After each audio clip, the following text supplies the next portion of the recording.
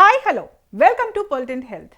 నటుడిగా, రచయితగా, దర్శకుడిగా, ప్రవచనకర్తగా తెలుగు సినీ రంగంలో తనకంటూ ఒక ప్రత్యేక ముద్ర వేసుకున్నారు తనికెళ్ల భరణి గారు.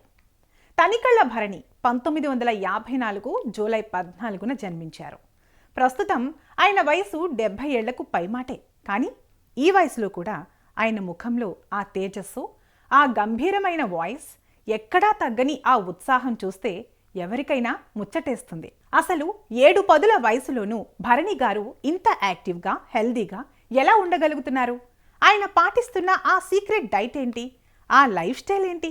ఈ రోజు వీడియోలో తనికెళ్ల భరణి గారి రియల్ హెల్త్ సీక్రెట్స్ ఏంటో తెలుసుకుందాం.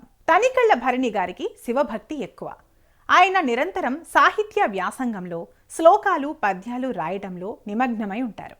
మనసు ప్రశాంతంగా ఉంటే రోగాలు దరిచేరవు అని ఆయన గట్టిగా నమ్ముతారు.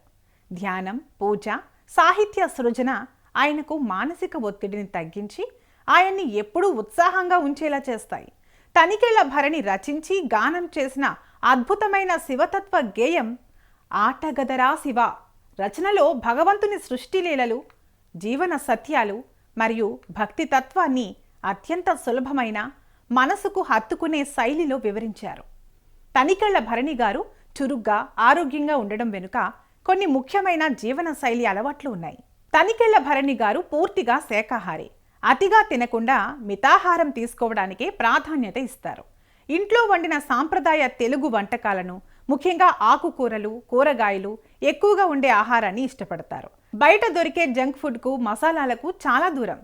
ఇంట్లో వండిన పప్పు, ఆకుకూరలు, కూరగాయలతో కూడిన సాత్విక ఆహారాన్ని ఇష్టపడతారు. అన్నిటికంటే ముఖ్యంగా ఆయన మితాహారం పాటిస్తారు. అంటే శరీరానికి ఎంత కావాలో అంత మాత్రమే తినడం ఆయనకున్న అలవాటు. బ్రాహ్మీ ముహూర్తంలో నిద్ర లేవడం ఆయనకు అలవాటు. వచ్చే జనరేషన్ కూడా ఈ నియమం పాటించాలని సూచించారు భరణి గారు. ఈయనకు ఒక అబ్బాయి, అమ్మాయి ఉన్నారు. ఫ్యామిలీతో ఎక్కువ టైం గడపడంతోనే తనకిప్పుడు మంచి కాలక్షేపం అవుతుందని అంటారు భరణి గారు. ఈయన సంగీతం కూడా నేర్చుకున్నారు.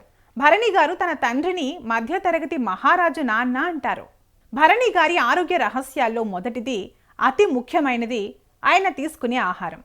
జీవితంలో వచ్చే ఒడిదుడుకులను, ఒత్తిడిని దైవచింతన ద్వారా ఆయన దూరంగా పెడతారు. ఈ ఆధ్యాత్మిక భావనే ఆయన ముఖంలో ఆ దైవికమైన కాంతికి కారణం. వయసు పెరిగే కొద్దీ చాలా మందిలో ఆలోచన శక్తి తగ్గడం లేదా మతిమరుపు రావడం చూస్తూ ఉంటాం. కానీ భరణి గారి మెదడు ఎప్పుడూ సూపర్ యాక్టివ్గా ఉంటుంది. దానికి కారణం ఆయన సాహిత్య వ్యాసంగం, నిరంతరం పుస్తకాలు చదవడం, పద్యాలు, కవితలు, నాటకాలు రాయడం ఆయన దైనందిన జీవితంలో ఒక భాగం. నిరంతరం మెదడుకు పని పెట్టడం వల్లే ఆయన ఎప్పుడూ యవ్వనంగా, చురుగ్గా ఆలోచించగలుగుతున్నారు. తనికెళ్ల భరణి గారు సినిమా షూటింగ్లు ఉన్నా లేకపోయినా వీలైనంత వరకు రాత్రి త్వరగా నిద్రపోయి ఉదయాన్నే లేవడం అలవాటు. వయసు పెరిగింది కదా అని ఆయన ఎప్పుడూ ఖాళీగా కూర్చోరు. నటన, రచన, ప్రవచనాలు, ప్రయాణాలు ఇలా ఎప్పుడూ ఏదో ఒక పనిలో తనను తాను బిజీగా ఉంచుకుంటారు.